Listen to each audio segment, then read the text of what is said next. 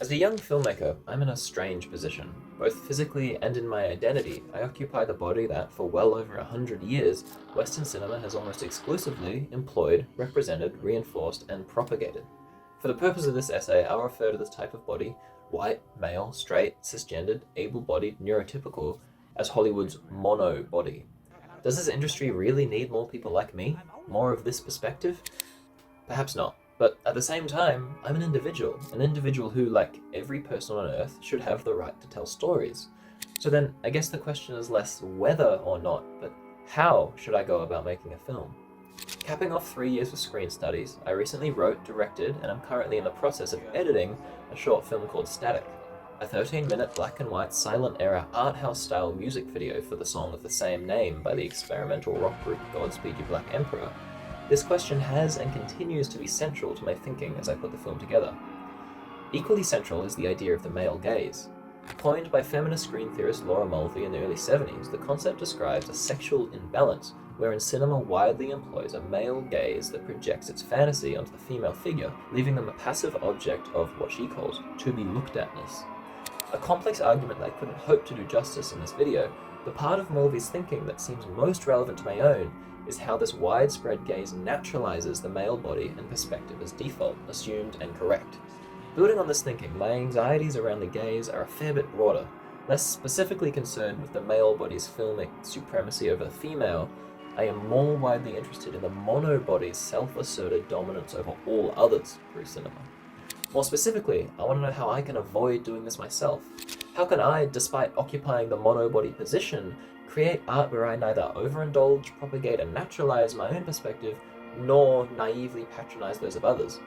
Putting it most simply, I don't want to be another straight white voice telling the stories of straight white bodies, but I also don't know whether stories outside of my own are mine to tell.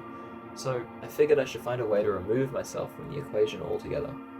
When scripting Static, I made the conscious effort to envision and describe each character with no particular gender identity, race, age, sexuality, ability, or any other defining characteristic in mind. Each were described with the neutral pronoun they, and have only the most basic names: protagonist, cult leader, cult member 1, 2, etc., free of any specific body, and with me, partially due to necessity, indiscriminately using any and all actors who responded to my casting call. The identity of each character was essentially left up to fate. Whichever actor ended up in each position would define that character's identity. This removed me, the mono-body perspective, from the ultimate power of representation, instead distributing it amongst the diverse range of bodies that constitute the cast. And in a sense, it worked. Static ended up featuring a wide array of trans, queer, non-white, and neurodiverse representations that clearly set it apart from the film industry's typically limited array of identities. Yet this approach also brought with it some unforeseen complications. Unfortunately, leaving this casting open in a way, despite being far more egalitarian, made no guarantee that the film's representations wouldn't coincidentally align with problematic narratives. In the case of Static's depiction of violence against AFAB bodies, I worried this might be the case. For as long as it has existed, cinema has had this as an issue. Appearing in as many as 1 in 8 commercially released films, the violent destruction and subjugation of the AFAB body under masculine forces is one of the genre's most pervasive tropes. And whilst the violence is rarely positioned as a good thing, critics have been quick to point out that its frequency and visual realism runs the risk of normalization. For, quote, if films are a mirror, then what films are showing is repeated male violence against women, then filmmakers are saying that it's okay to see women as abused. This is not something I want to propagate in my art, yet as much as I hate to say it, one could certainly recognize this harmful trope in the narrative of Static. The film tells the post-apocalyptic story of a lonely protagonist tracking down and then being forced into a cult through a violent initiation. Herein, the vast majority of characters in positions of power that commit violence, the cult leader, the cult members, are played through AMAB bodies. Conversely, the protagonist, the powerless subject of this violence performed by a trans man, is represented through an AFAB body. Furthermore, despite not being intended this way, in this context I could easily see the film's violent crescendo being interpreted as code for sexual assault. In this light, could this arrangement of representations not be accidentally reinforcing and naturalizing cinematic trope of abusive patriarchal power?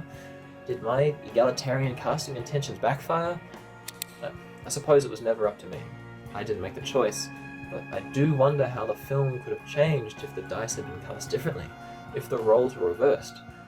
What would static be like if it showed power and violence in the hands of AFAB bodies? Would it be more subversive, less complicit in wider patriarchal narratives? Perhaps. So then, is this the right way for me, as someone occupying the mono-body position, to make a film, to avoid naturalizing my own body and perspective? It's hard to say. Ultimately though, I struggle to see a mentality like this as a step in the wrong direction. Whilst we work towards a more diverse and representative entertainment industry, the solution is not to shut down each of the mono-body individuals who currently occupy it. We must instead encourage a new level of self-awareness and self-criticism, opening privileged individuals up to the often accidentally harmful ways that they are depicting bodies on screen. To reflect not just on which bodies are and aren't included, but how they are included. More than anything though, I want to feel that as I continue to edit static and eventually put it out into the world, that I'm taking steps in the right direction. And I believe that this is a start.